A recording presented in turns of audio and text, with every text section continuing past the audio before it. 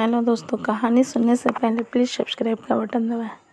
नित्या की शादी को लगभग 1 साल भी नहीं हुए थे और उसका तलाक हो गया। नित्या के घर वालों ने ज़बरदस्ती नित्या की शादी करवा दी थी। शादी के कुछ 3 महीने बाद ही उसके पति राकेश का व्यवहार बदल गया। वो नित्या से हमेशा झगड़ा ही करता रहता था। राकेश कंपनी में काम करता था। रोज़ शाम को देरी से घर आता था क्योंकि ऑफिस के बाद वो दारू पीने के लिए रुक जाता था। घर आकर वो नित्या से हर छोटी छोटी बात पर बहस करता था, उस खरी खोटी सुनाता था। वो नित्या को ये भी बोल देता था, चली जा तो यहाँ से, मुझे तेरी कोई ज़रूरत नहीं है, बहुत मिल जाएंगे तेरे जैसे। नित्या उसका ये व्यवहार चुपचाप सहन कर रहे थे। उसने अपने घर पर भी इसके बारे में कुछ नहीं बताया था।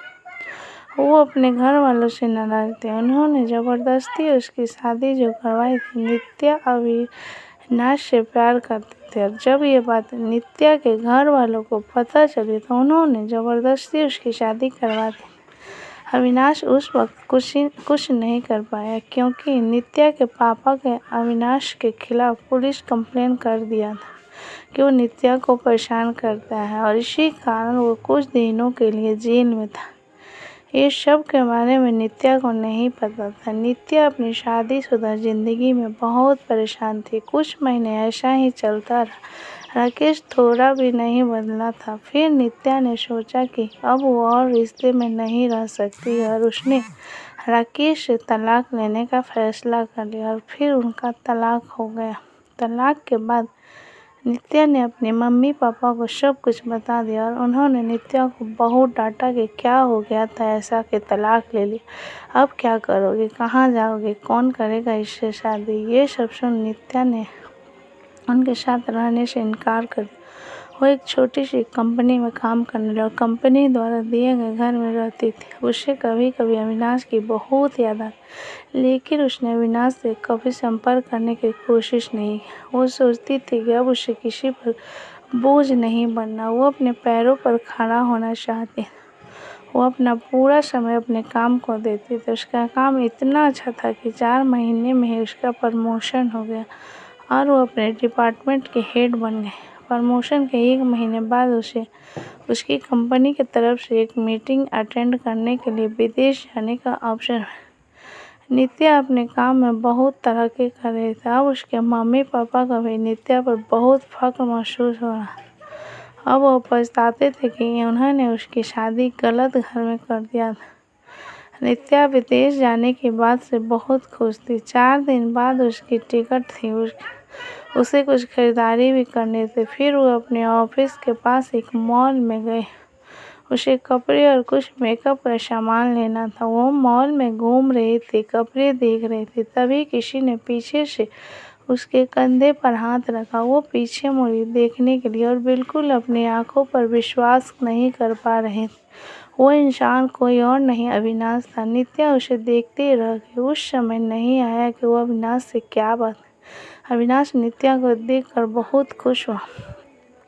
दोनों की आंखों में आंसू के साथ खुशी भी थी। अविनाश ने पूछा, तुम यहाँ अपने पति के साथ हो क्या? नित्या उससे नजरें चुराते हुए बोले, नहीं। अविनाश ने पूछा, कैसी हो? नित्या उससे बात नहीं करना चाहती थी। वो नहीं चाहती कि अविनाश को पता चले कि उसका तलाक हो गया है और वो अकेले रहती थी। अविनाश उससे पूछे जा रहा था।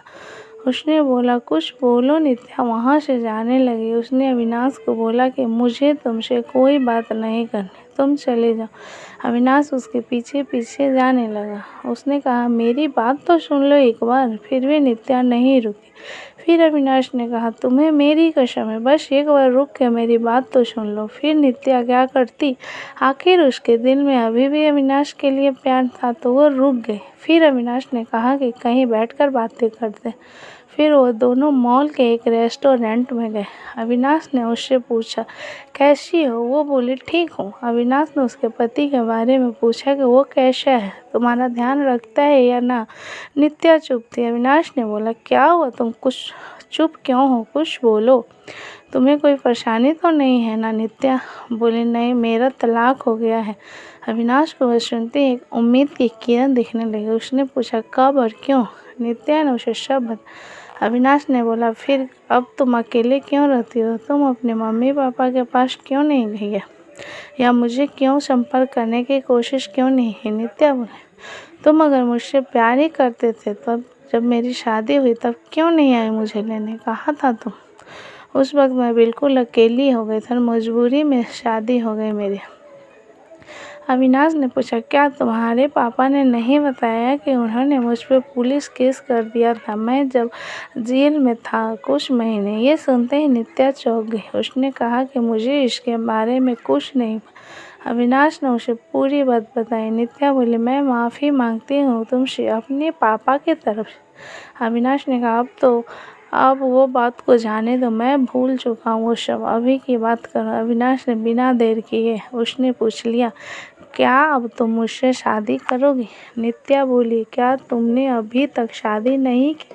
अविनाश कहा, नहीं, मैं अभी अपने करियर पर ध्यान दे रहा हूँ और यह कुछ काम से यहाँ आया था। अब बोलो, शादी करोगी मुझसे? नित्या बोली, अभी 2 दिन में मैं अपनी कंपनी की तरफ से विदेश जा रहा हूँ एक मीटिंग के लिए, उधर से लौट कर इसके बारे में बात करते हैं। अविनाश ने कहा, पहले ही बहुत इंतज़ार किया है, अब और इंतज़ार नहीं होता है, लेकिन फिर भी जैसा तुम कहोगे वैसा ही होगा। दोनों ने अपना फ़ोन नंबर दिया, एक दूसरे का घर। अविनाश उसे रोज़ फ़ोन करके उसका हाल चाल पूछता रहा।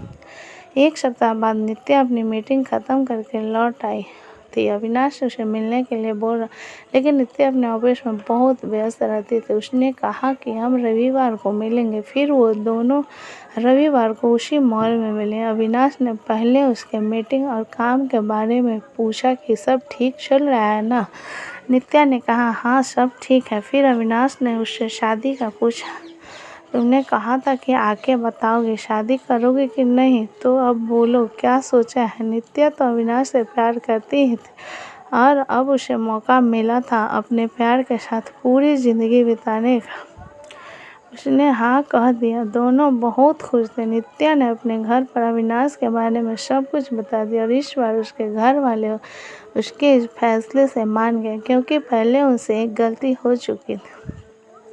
अब वो फिर से अपनी बेटी को तकलीफ में नहीं देखना चाहते थे। 1 महीने बाद उनके परिवार ने उनकी शादी करवा दी। अविनाश ने अपना खुद का एक बिजनेस स्टार्ट किया था, तो अब नित्या उसके साथ उसके बिजनेस में हाथ दे और वो दोनों खुशी खुशी हमेशा के लिए एक साथ हो गए। आशा करती हूँ कि कहानी अच्छी लगी होगी। कहानी अच्छी लगी हो तो प्लीज़ लाइक एंड सब्सक्राइब करें।